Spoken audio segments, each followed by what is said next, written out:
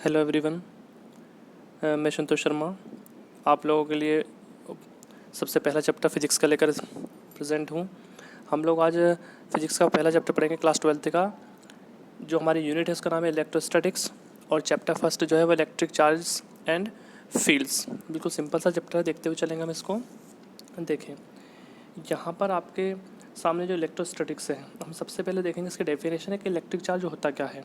तो आप देखेंगे यहाँ पर इलेक्ट्रिक चार्ज के बारे में हमारे पास में डेफिनेशन है।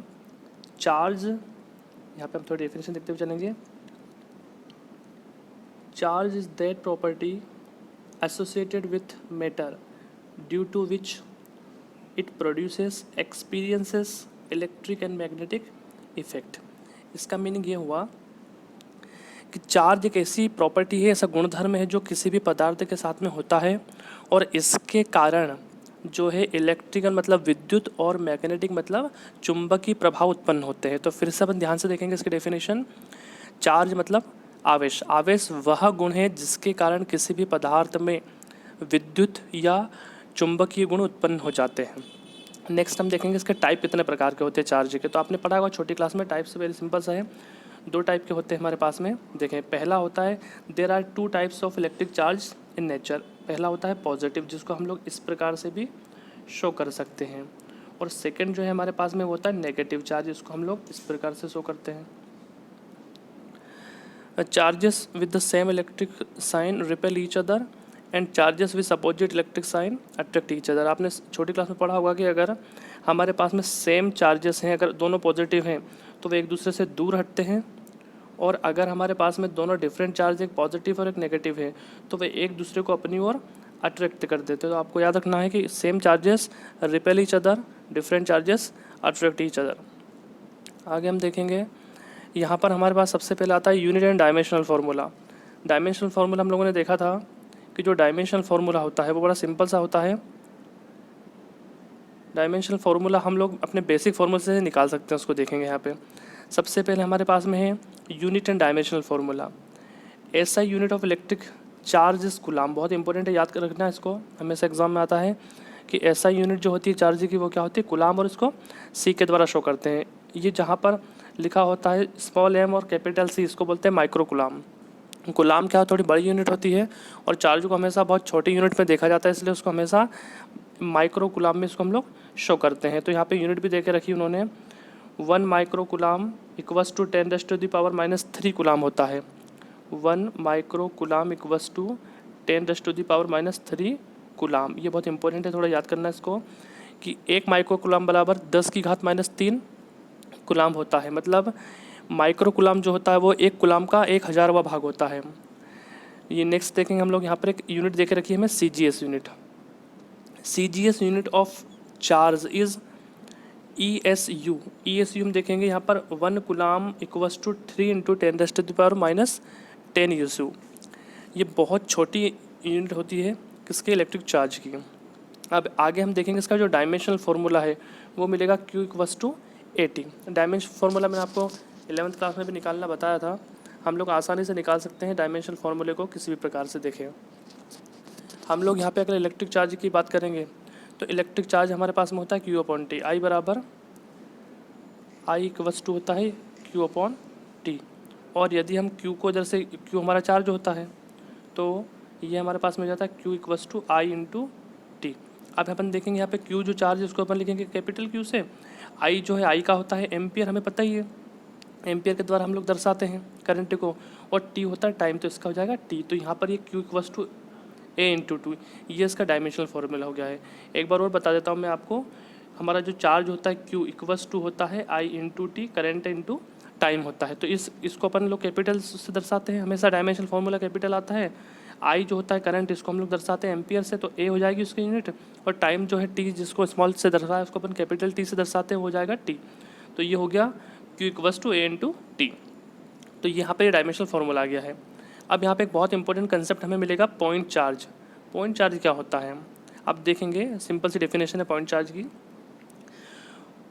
Whose spatial size is negligible as compare to other distance. यदि हम किसी दूरी से किसी चार्ज की आकृति की बात करें और उसका जो आकृति हो वो मतलब उसकी स्थिति जो है नेग्लिजिबल हो। यहाँ पे हम देखेंगे नेग्लिजिबल, जिसको नगण्य माना जाता हो, जिसको हम लोग मानते ही ना हो। अगर ऐसा कोई चार्ज हो तो उसको हम लोग पॉइंट चार्ज कहते हैं। क्लियर। अगर मान लो डिस्टेंस बहुत ज़्यादा है, चार्ज की जो है बहुत छोटा है, तो उसको हम लोग पॉइंट चार्ज मानेंगे। नेक्स्ट हम देखेंगे प्रॉपर्टी ऑफ चार्जेस, बहुत इंपॉर्टेंट है, ये आपको याद रखना है थोड़ा सा। देखिए पहली प्रॉपर्टी क्या रही है, charge is a scalar quantity. मैं आपको बता चुका हूँ स्केलर क्वांटिटी क्या होती है, वेक्टर क्वांटिटी क्या होती है। Scalar quantity are those quantity which has only magnitude. वे भौतिक राशियाँ जिनमें सिर्फ परिमाण होता है उनको हम लोग स्केलर क्वांटिटी कहते हैं। और vector quantities are those quantities which has magnitude as well as direction. जिन भौतिक राशियों के साथ में परिमाण के साथ में मतलब उनके मान के साथ में दिशा भी हो, उन्हें हम वेक्टर क्वांटिटी कहते हैं। तो यहाँ पे हम देखेंगे, आपको अच्छे से याद रखना है, charge is a scalar quantity, बहुत इंपॉर्टेंट है। चार्ज की सिर्फ वैल्यू होती है, इसका कोई डायरेक्शन नहीं होता है। चार्ज कैन बी एडेड और सब्सट्रैक्टेड एल्जेब्रिकली, मतलब जैसे हम लोग गणितीय रूप में जोड़ घटाव करते हैं वैसे ही हम चार्ज को भी जोड़ घटा सकते हैं, वेक्टर के तौर पे नहीं घटा सकते हैं, ना जोड़ सकते हैं। देखिए सेकंड पॉइंट हमारे पास में आ रहा है, सेकंड वाला, चार्ज इज ट्रांसफरेबल। मतलब क्या हुआ, if A charge body is put in contact with an uncharged body. यदि आपने किसी चार्ज बॉडी को किसी अनचार्ज बॉडी के कॉन्टैक्ट में रखा, uncharge body becomes charge due to transfer of electrons from one body to another. इसका मतलब क्या हुआ कि यदि आपने किसी एक चार्ज बॉडी को किसी अनचार्ज बॉडी के कॉन्टैक्ट में रखा, तो वहाँ पर जो अनचार्ज बॉडी होती है उसमें चार्ज बॉडी से इलेक्ट्रॉन्स ट्रांसफ़र होने लग जाते हैं, और इसी इलेक्ट्रॉन ट्रांसफ़र होने के कारण उसमें चार्ज ट्रांसफ़र हो जाता है। तो यहाँ से हमें एक दूसरा पॉइंट मिला है कि चार्ज इज ए ट्रांसफरेबल, मतलब इसको एक स्थान से दूसरे स्थान पर ट्रांसफ़र किया जा सकता है। नेक्स्ट देखेंगे हम लोग, थर्ड प्रॉपर्टी है, charge is always associated with mass. मतलब क्या हुआ, आपने देखा होगा मास जो है कि कांस्टेंट वैल्यू है, पूरे यूनिवर्स में मास कहीं भी चेंज नहीं होता है। मास की जो ऐसा यूनिट है वो हम लोग जानते हैं क्या है, किलोग्राम।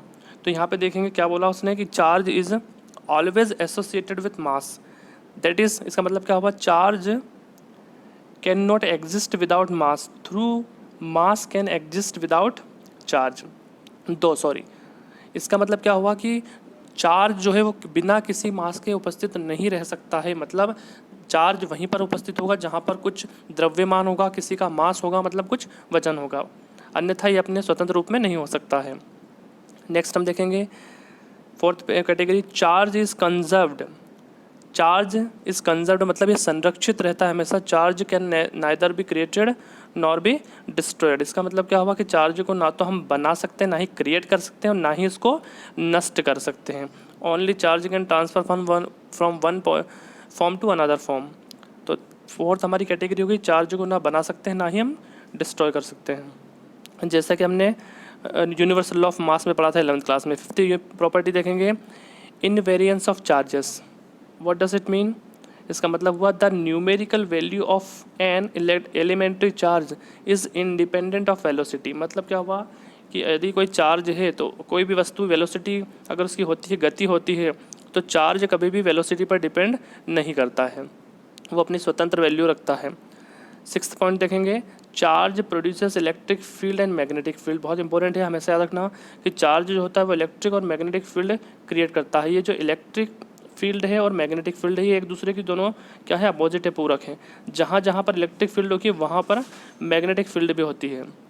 तो देखेंगे हम लोग यहाँ पे क्या बोल रहा है, a charged particle at rest produces only electric field. अगर ये कोई चार्ज पार्टिकल रेस्ट में है तो वह सिर्फ इलेक्ट्रिक फील्ड प्रोड्यूस करता है in the space surrounding it. However, जबकि if the charge particle is in accelerated motion, अगर वो गति की अवस्था में है, कोई चार्ज मोशन कर रहा हो, एक्सेलरेशन कर रहा हो, it produces both electric and magnetic field. इसका मतलब क्या हुआ कि यदि कोई चार्ज एक जगह स्थिर है, स्टैटिक है, तो वो सिर्फ इलेक्ट्रिक फील्ड प्रोड्यूस करता है।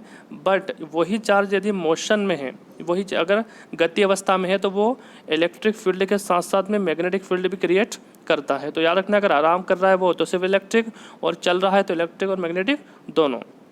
And if the motion of charge particle is accelerated, it not only produces electric magnetic field but also radiates energy in space surrounding the charge।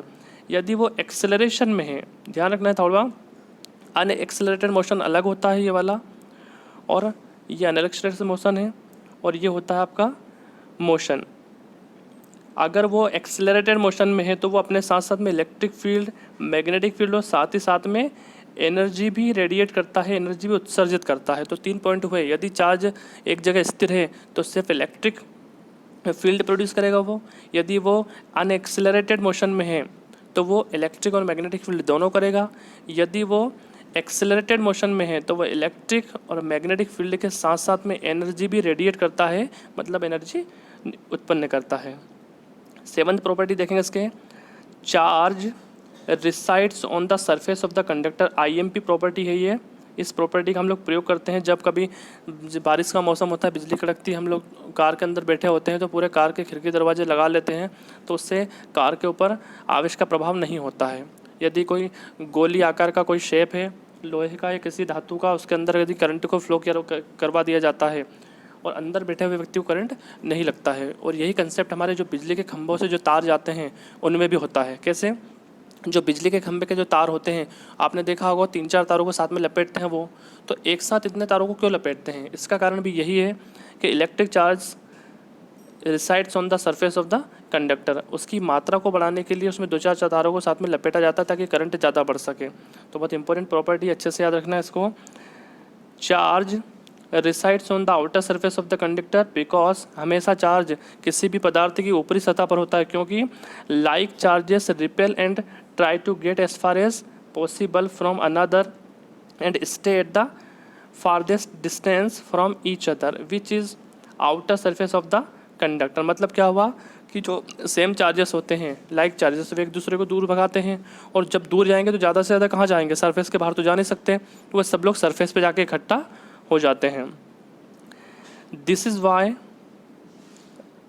Why a solid and hollow conducting sphere of the same outer radius will hold maximum equal charge and a soap bubble expands on charging। इसका मतलब क्या हुआ? इसी कारण से जो solid मतलब जो ठोस, और होलो का मतलब होता है जो बाहर से, मतलब खोखला जिसको अपन बोल सकते हैं, जो स्पेयर होते हैं, गोले होते हैं, कंडक्टिंग मतलब जिनमें आपका चार्ज फ्लो कर सकता है, of the same outer radius. यदि एक पूरा सॉलिड है, ठोस है, और एक खोखला, 2 गोले हैं बराबर रेडियस के, तो दोनों के ऊपर अगर अपन चार्ज को अप्लाई करेंगे तो maximum equal charges and a soap bubble expends on the charging. इसका मतलब होता है कि दोनों पर बराबर चार्ज आपका रहेगा, क्योंकि चार्ज हमेशा आउटर सरफेस पे होता है, चाहे आप खोखला लो चाहे ठोस लो।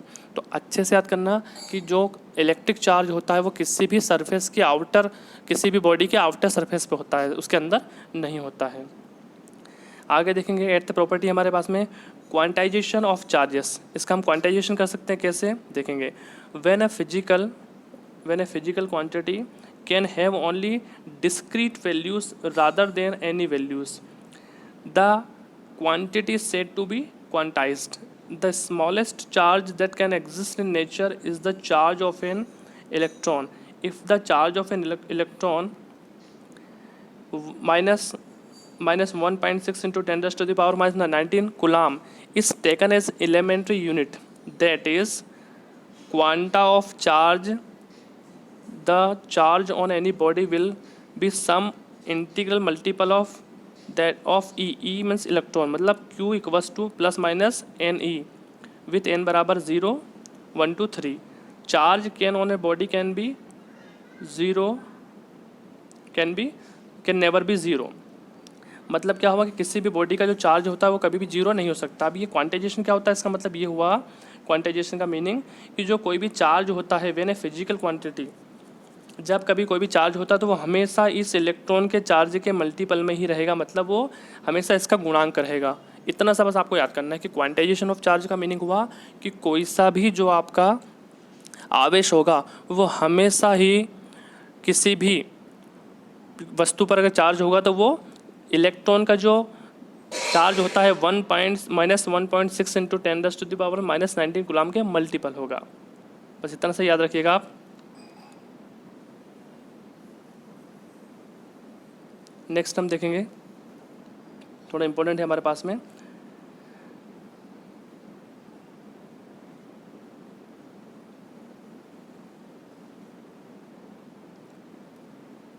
कंपैरिजन ऑफ चार्जेस, यहाँ पे हम देखेंगे comparison of charges and masses. इसमें थोड़ा सा डिफरेंस देखेंगे। We are familiar with role of mass in gravitation, हमने ग्रेविटेशन में 11th क्लास में मास पढ़ा था। And we have just studied some features of electric charge, और अभी हमने थोड़ी देर पहले ही थोड़े इलेक्ट्रिक चार्ज के बारे में जाना है। We can compare of two, हम इन दोनों को आपस में कंपेयर करके देखते हैं कि क्या इनमें डिफरेंस होता है, क्या इनमें समानता होती है। तो देखेंगे, हम चलेंगे आगे। देखें, आपको इधर दिख रहा है चार्ज और यहाँ पर आपके पास में मास। थोड़ा सा अपन जस्टिफाई करते हुए चलेंगे। सबसे पहला पॉइंट देखेंगे, electric charge can be positive, negative and zero. अच्छे से याद रखिएगा कि जो चार्ज होता है वो पॉजिटिव हो सकता है, नेगेटिव हो सकता है, जीरो हो सकता है। उसकी वैल्यू धनात्मक हो सकती है, ऋणात्मक हो सकती है और जीरो भी हो सकती है। बट यहाँ पे आप मास में देखेंगे, mass of a body is a positive quantity, मतलब किसी भी वस्तु का द्रव्यमान कभी जीरो और नकारात्मक नहीं हो सकता है। हमारा मास है, हमारी जो बॉडी का मास है, मान लो किसी का 50 किलोग्राम है, तो 50 किलोग्राम कभी जीरो तो हो नहीं सकता, ना ही कभी वो माइनस में हो सकता है। सिंपल से वैल्यू है। सेकेंड पॉइंट हम देखेंगे यहाँ पे, charge carried by a body does not depend upon velocity of body, मतलब जो चार्ज किसी बॉडी पर होता है वो उसकी वेलोसिटी पर, मतलब उसकी गति पर, उसका जो वेग होता है उस पर डिपेंड नहीं करता है। जबकि mass of a body increases with its velocity, जबकि क्या होता है कि जो मास होता है किसी भी वेलोसिटी का, किसी भी वस्तु का, वो उसकी वेलोसिटी बढ़ने के साथ में इंक्रीज हो जाता है। तो यहाँ पे अपन देखेंगे, इसको अपन 11th क्लास में पढ़ा भी है, m = m0 upon √1 - v² upon c², where c is the velocity of light in vacuum. अपन जानते हैं वेलोसिटी ऑफ लाइट होती है 3 × 10⁸ मीटर पर सेकेंड। ये स्पीड ऑफ लाइट है। स्पीड ऑफ लाइट = 3 × 10⁸ मीटर पर सेकेंड, मतलब क्या होता है, लगभग 3 लाख किलोमीटर पर सेकेंड। जो जो लाइट की स्पीड होती है वो 1 सेकेंड में 3 लाख किलोमीटर चली जाती है। ठीक है, तो यहाँ पे आपको याद रखिएगा कि किसी भी बॉडी अगर कोई भी बॉडी वेलोसिटी में है तो उसकी चार्ज पर कोई प्रभाव नहीं पड़ता है, लेकिन जो मास होता है वो बॉडी की वेलोसिटी बढ़ाने पर बढ़ जाता है। थर्ड पॉइंट देखेंगे हम यहाँ पर, हमारे पास में थर्ड पॉइंट है। देखें, थर्ड पॉइंट हमारे पास में है कि चार्ज इज़ क्वांटाइज्ड। यहाँ पे हम देखेंगे चार्ज इज़ क्वांटाइज्ड, और वहीं पे हमने देखा the quantization of mass is yet to be established, मतलब अभी अपन ने देखा कि हम चार्ज को बहुत छोटे से रूप में कर सकते हैं, क्वांटाइज कर सकते हैं, उसको गुणांक तोड़ सकते हैं, लेकिन मास के लिए अभी ये पॉसिबल नहीं हो सकता है। तो आप याद रखिएगा, charge is quantized but mass is not yet quantized. आगे हम देखेंगे, electric charge is always conserved, very important है। Electric charge is always conserved, मतलब हमेशा ऑलवेज कंजर्व्ड होता है। Mass is not conserved as it can be changed into energy and वाइस वर्सा, मतलब क्या होता है, चार्ज जो होता है इलेक्ट्रिक चार्ज वो हमेशा कंजर्व्ड रहता है, मतलब neither be created nor be destroyed. But mass जो होता है वो हमेशा चेंज होता रहता है। आपने देखा होगा किसी भी चीज़ का जो, ठीक है, मास को हम लोग, हमारे पास में लकड़ी है वो मास है, उसको हमने जला के एनर्जी बना दिया। ठीक है, हमारे पास में पेट्रोल होता है, डीजल होता है, वो हम मास के रूप में यूज़ करते हैं। उसको जब हम गाड़ी में डालते हैं तो वो मास होता है। जब वो जलता है तो उससे एनर्जी प्रोड्यूस होती है, तो मास को हमने कन्वर्ट काय में कर दिया, एनर्जी में। वैसे ही हम लोग एनर्जी को कन्वर्ट काय में कर देते हैं, मास में। देखें, फिफ्थ पॉइंट देखेंगे, force between charges can be attractive और repulsive according as charge are like और अनलाइक। मतलब क्या हुआ कि जो इलेक्ट्रिक चार्ज के बीच में जो फोर्स लगता है वो अट्रैक्टिव हो सकता है, आकर्षण वाला हो सकता है, रिपल्सिव हो सकता है, मतलब प्रतिकर्षण वाला हो सकता है। ये डिपेंड करता है कि चार्ज कैसे हैं। अगर सेम चार्जेस है तो वो एक दूसरे को दूर हटाएंगे, मतलब रिपल्सिव फोर्स होगा। अगर अनलाइक चार्ज होंगे, अलग चार्ज होंगे, तो वो एक दूसरे को अपनी ओर आकर्षित करेंगे, तो वो हमारा अट्रैक्टिव फोर्स होगा। तो ये उनके चार्ज की उस पर डिपेंड करता है। जबकि the gravitational force between two masses is always attractive, मतलब मासेस के बीच में जो चार्ज लगता है वो ऑलवेज अट्रैक्टिव होता है, पॉजिटिव चार्ज होता है। Always remember this point. तो यहाँ पर हमने कुछ बेसिक से कंपोनेंट देखे थे चार्ज और मास के बीच में, तो बहुत इंपॉर्टेंट है, आप पढ़ते ही। नेक्स्ट सेशन में अपन मिलते हैं।